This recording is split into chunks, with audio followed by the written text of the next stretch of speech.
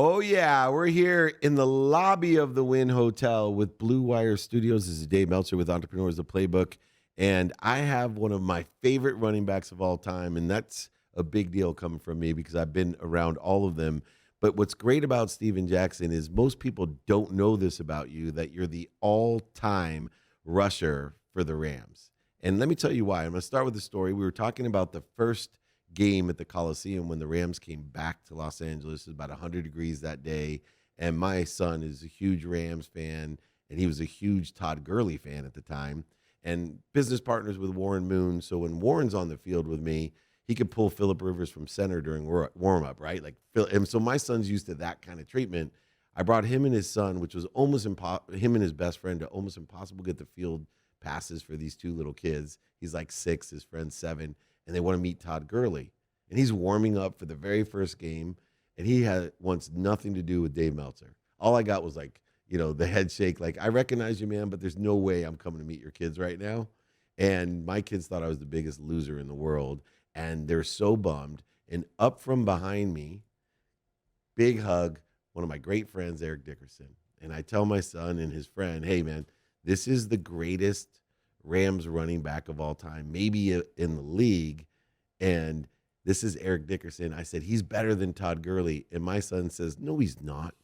And Eric Dickerson says, he's right. I'm like, what? He goes, Steven Jackson is the greatest Rams running back of all time, not Marshall Faulk. And I'm like, come on, man. And so I go, anyway, do you guys want to take a picture with him? And they said no. So it's nice to have the all-time leading rusher for the Super Bowl champions, Rams. Thanks for joining me. Dave, pleasure. Thanks for having me. One correction. Yeah. Beautiful, but I never had a chance to win a Super Bowl. But you definitely keep good company. I know you're great friends with Edie, Marshall. The list goes on. CJ, right. So all those guys. So I'm flattered when I got the invite to come on the show because I'm a big fan of the show and yourself personally. So I love the stories that you share. I love the inspiration that you project out there. I believe we're in kindred spirits and synergy in that same realm. I love that, man. And one of the things I know about great running backs, whether it's Ricky Williams, you, Eric, Marshall, is I believe in the third eye. And a lot of people out there may or may not know, they know Meltzerisms when he gets a little woo-woo about things. I would define the third eye of an intuition. But what's interesting about a running back, and sometimes even quarterbacks, and I've been around the game a long time, and I wish I had the talent and the perseverance that you had to make it that far, but I notice an uncanny intuition, a sight. It's not just peripheral vision that they talk about as a running back. It's a third eye, man. There's no way. I'm watching Austin Eckler now. I do some entrepreneurial coaching with him, and his third eye capability of not seeing but feeling where people are. I'd love to ask running backs, do you actually experience that you felt, even if they were behind you, going to catch you? Well, it's hard to catch you, but if they're coming from an angle maybe. Right. Or just the whole, it's uncanny. And I think that people, especially running backs, as they leave the league, they can utilize that third eye capability in business and relationships as well. Wow, that's a really good point. No one actually outside of the sport actually been asked this question, but it's a really good observation by you. And the reason I say that is the whole time on the field, what I routinely did was I felt the defensive line, but I had my eyes on the linebackers. And what I mean by that is linebackers, they're pretty much the opposite of the running back, but they're the same. And their job is to make sure that we don't make yards, right? So in that, they're just meaner, a little meaner, and maybe maybe don't have the greatest hips. But that said, I will always let's say like a Patrick Willis, right? He was my guy. Monster. He was my era, and for years we would go against each other twice a year, and I had to learn how to chess match him because he was just as fast, just as big, and just as tenacious on the football field. Well, that said, getting the D-line to flow on the way, right? So you have these timing steps. You have to do all these things within the play and the flow of the play. So you have to kind of convince the D-line you're going one direction, but at the same time, I have to keep my eyes on the linebackers, not only to track them, but to kind of throw them off. It's no difference than like a Patrick Mahomes throwing a no-look pass. Right. So over the years and as I gained, more experience in the game, I realized that if I stared at a linebacker to death, right, they become consumed with eye contact with them that they're not really looking at what I'm doing. They're trying to now, they're like, oh, he has to block me and thinking it's a pass play. Or if I look at him long enough, they're thinking that, they're going to beat me to the hole when the hole's somewhere else, right? So you become a magician in that sense. So that third eye and that sense of feel is exactly what makes and it separates guys like, Austin that you mentioned. Yeah, even if they may not be as big or as strong as or as fast as others. Yeah, I was blessed with some other attributes as well. Yeah, so is Eric Dickerson, by the way. And I know a lot of people, I always like to bring up ED because I don't want them to forget about how dominant of an athlete he was. Well, you can't forget him for various number of reasons, but here's two that I always say you can't forget Eric. He has the first 2 years of a career, he has the greatest start, nearly 4,000 yards, right? Yeah. He went for 1,800, and then he went for 2,000 yards his second year in the NFL, right? So for that alone, you can't forget him. And then his swag. Outside of Deion Sanders, I don't know if there's anybody else that has more swag than ED. So for those two reasons alone, he will stand the test of time, and he has a smile that lights up a room. He certainly does, and so do you, by the way. And there's also a inspirational confidence that you need to have in all positions to get to the highest level of whatever you do.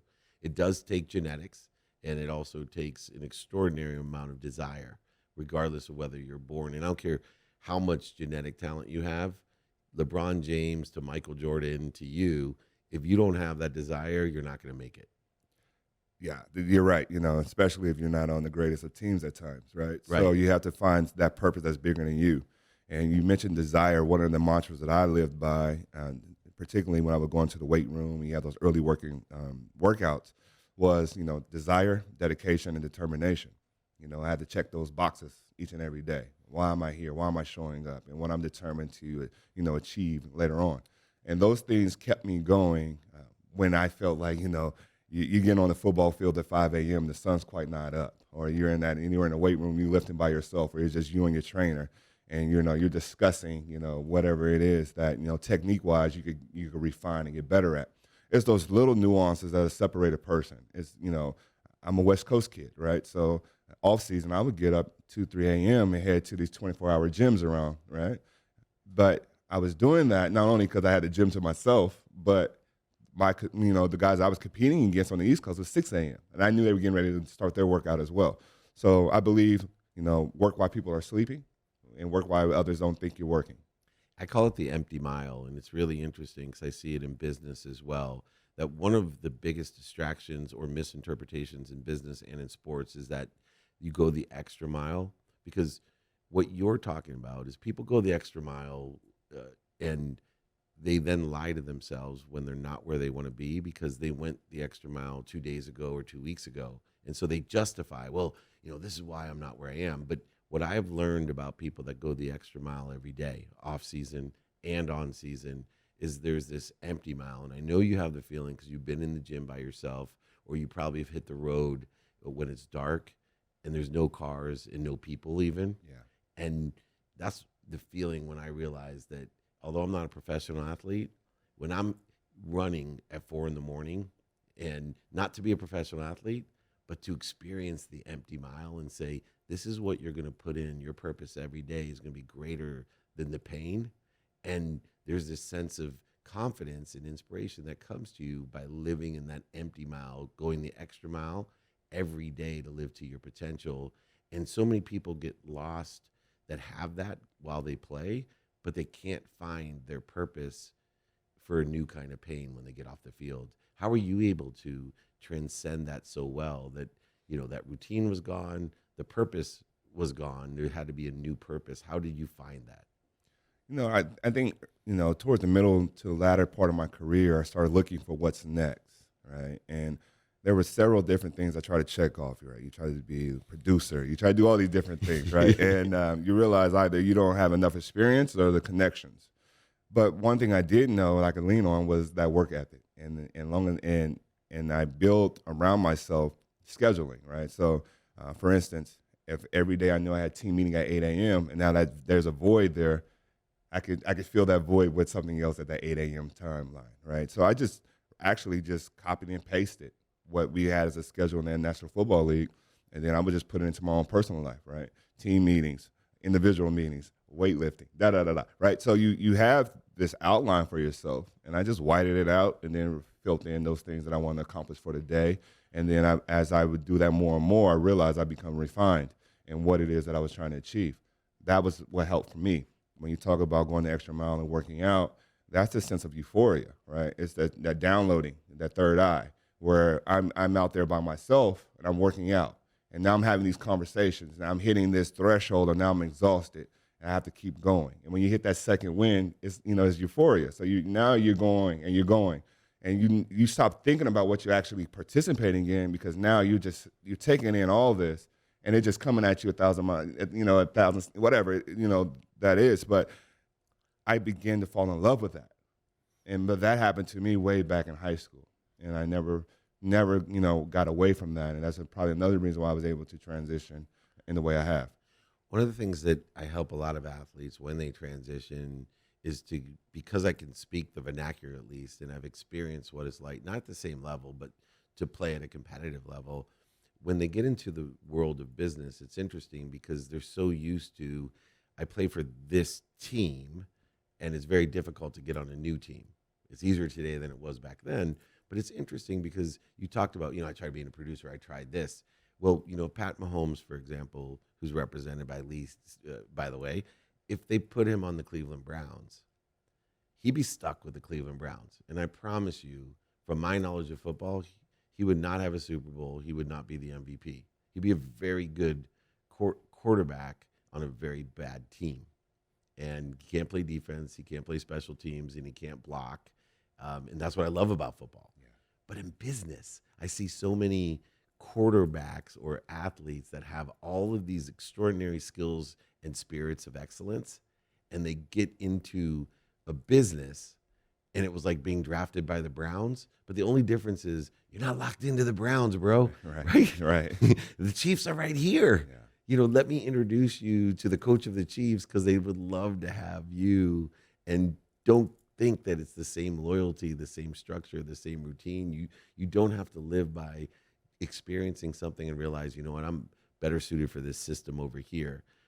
It's an area that a lot of athletes don't see, and they end up losing a lot of opportunity, or sometimes even their money, because they buy some franchise and they think they're very loyal, they stick to it. And I try to say, no, you're a free agent. Yeah. How can I help athletes like that? Because you're someone that's in it, and say, hold on, it's time to evolve. You're not failing. Right. You're just moving to a different team.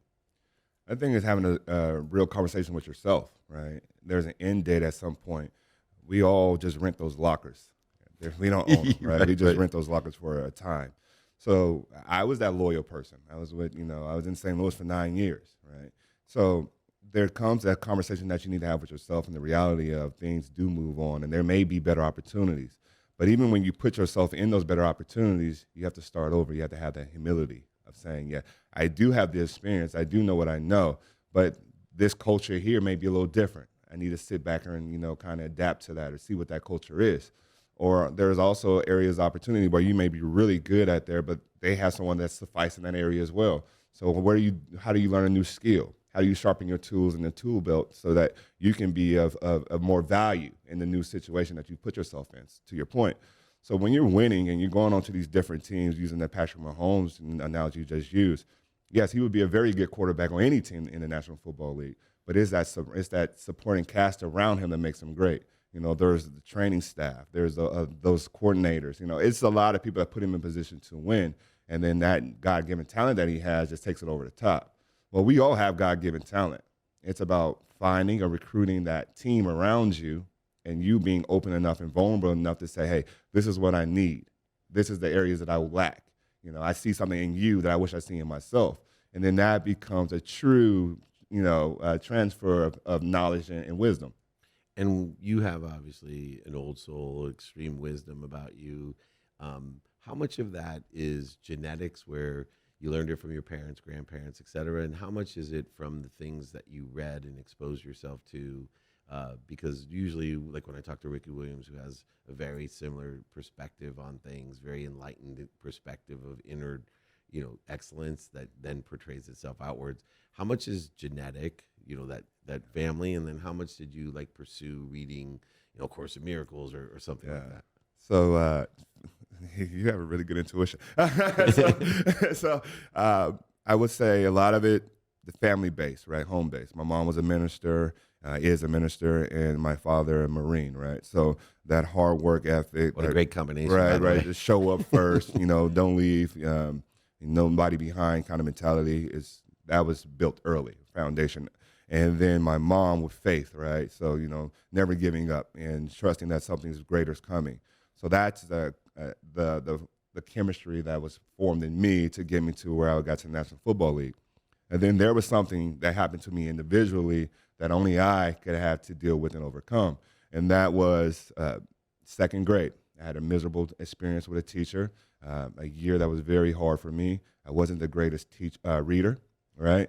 And I recall those instances in class, right, being called out. And this is when, you would bring a student to the front of the class and da-da-da-da. So in that, I began to just go into a shell. I became a shell of who my mom knew me to be.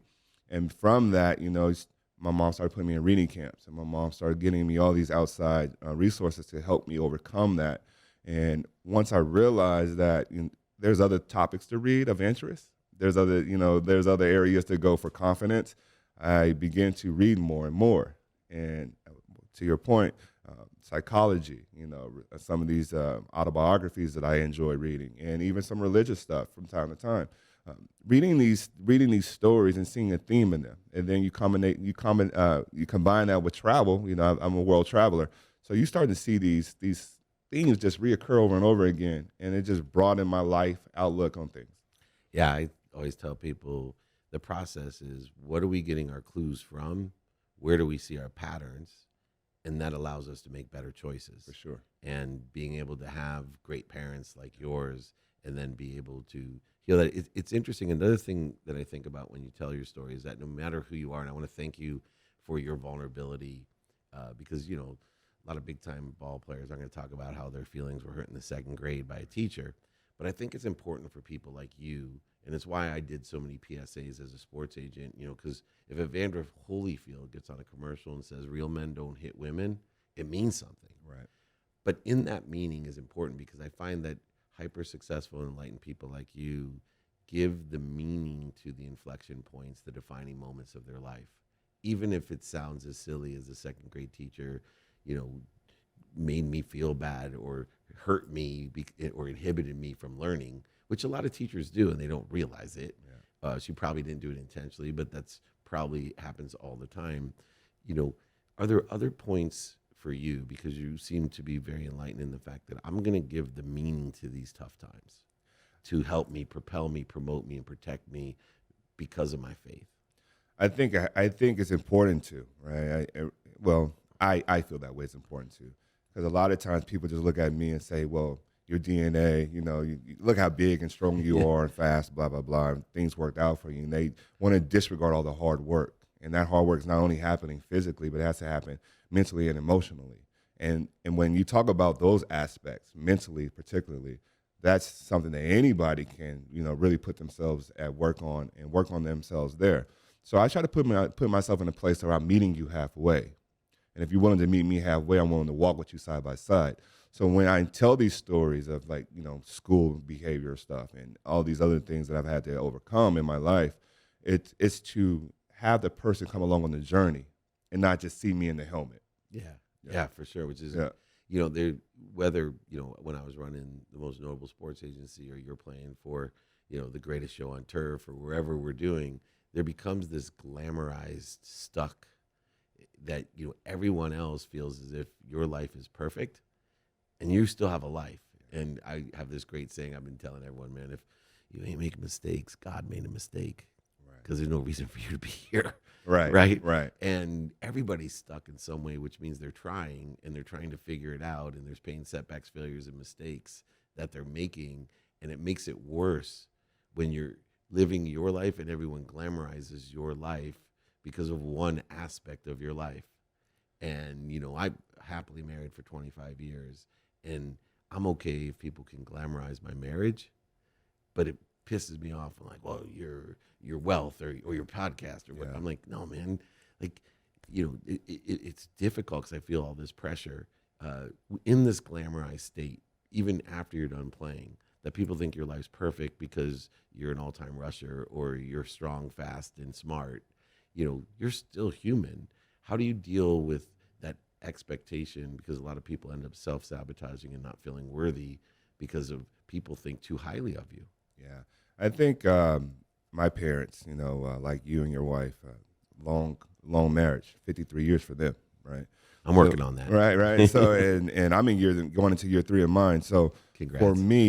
For me, I have new things I want, benchmarks that I want to strive to achieve. And every day when I work up, and there may be disagreement between my wife and I have to look back at my mom and dad relationship wasn't perfect. I had a front row seat of that. Yeah. And a lot of people are thinking things are just going to be rosy, but it's not, and I was just fortunate enough to have an example set for me to know that you have to just continue to strive to work together, and you can lean on the better days than the bad days, and they compile them up like interest, right? Yeah, it's like exactly. compound interest, right? Yeah, that compound interest, there's greater wealth in that, and I just kind of have that outlook about relationships and myself personally. Yeah, people ask me all the time what the greatest part of my marriage is, and I always say the day my wife said she was leaving me. Yeah. Because I would be dead Yeah. if she didn't tell me that. Yeah. That's how much she loved me. Sorry to choke up. But anyway, my friend, you live here in Las Vegas. We're here all the time. The people, everyone in our community need more of Steven Jackson because your wisdom out surpasses your records, bro. It's so nice to finally sit down with you, learn from you, and anything I can do for you while we're here. We're at SoFi Stadium. I'll bring back the Rams days for you because you get to go there. Please join me anytime. Everyone follow Steven Jackson. He's a hero on and off the field, obviously. And come back and visit me here at the Wynn. Thank you. Thank you, man. This is David Meltzer here at the Blue Wire Studios in the lobby of the Wynn Hotel with the incredible Steven Jackson. Thanks for joining me.